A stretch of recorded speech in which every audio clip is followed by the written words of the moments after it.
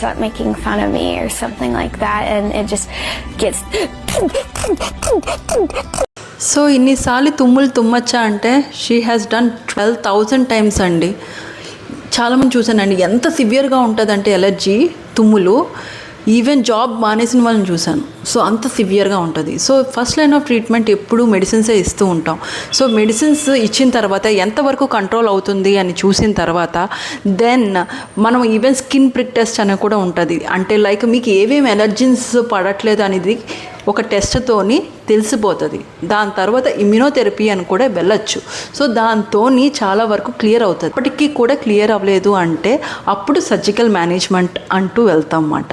So allergic రైనైటిస్కి treatment ఉంది.